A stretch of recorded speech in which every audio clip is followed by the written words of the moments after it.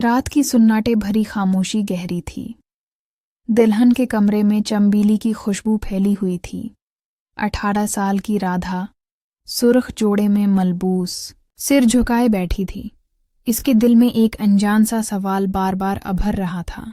उसने झिझकते हुए नजरें उठाईं और एक सवाल सूझ ही रही थी कि उसी लम्हे दरवाजा धीरे से खुला और 55 साल का कृष्ण अंदर दाखिल हुआ।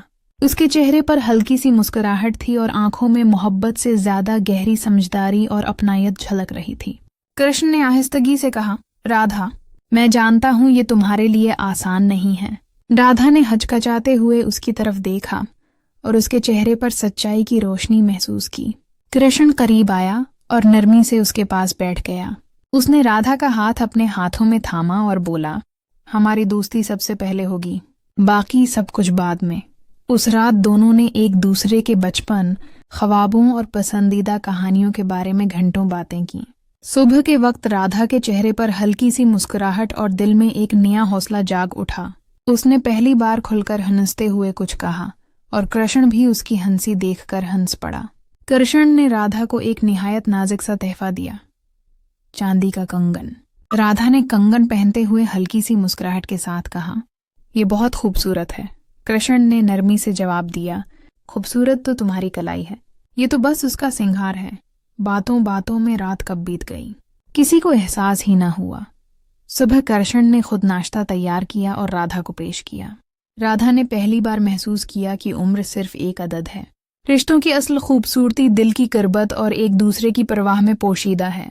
कृष्ण ने उसके माथे पर हाथ रखकर कहा, मैं हमेशा तुम्हारा ख्याल रखूंगा। राधा ने दिल से अहद किया कि वो भी हर दुख सुख में कृष्ण का साथ निभाएगी। इस दिन से उनकी जिंदगी एक नई शुरुआत के साथ आगे बढ़ने लगी, जहां उम्र का फासला नहीं बल्कि दिलों की नजदीकी नुमायां थी। एक शाम जब बादल बरस रहे थे, राधा खिड़की के पास खड़ी बारिश के कतरों को देख रही थी।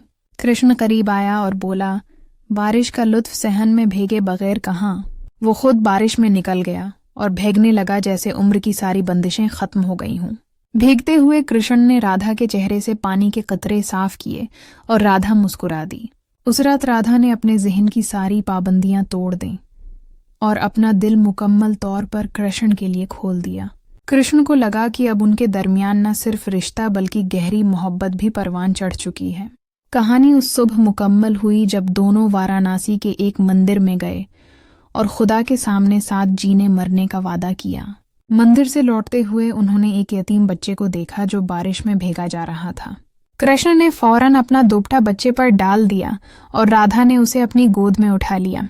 उन्होंने तय किया कि ये बच्चा अब उनके साथ रहेगा और उनका बेटा बनेगा। घर पहुंचकर राधा ने बच्चे को नए कपड़े पहनाए और गर्म खीर खिलाई। कृष्ण करीब आया और बोला, राधा, तुम्हारा दिल बहुत वसीया है, शायद इसीलिए भगवान ने तुम्हें मेरी जिंदगी में भेजा है। रफ्ता रफ्ता उनकी जिंदगी खुशियों और हंसी से भर गई। घर में हर सुबह पौजा की घंटी और बच्चे की कहकाओं की आवाज गूंजती। एक रात सहन में बैठे सितारों को देखते हुए दोनों ने अपने ख्वाबों का तबादला किया। राधा ने कहा, मैं चाहती हूं कि हम अपनी आखिरी सांस तक एक दूसरे के साथ रहें।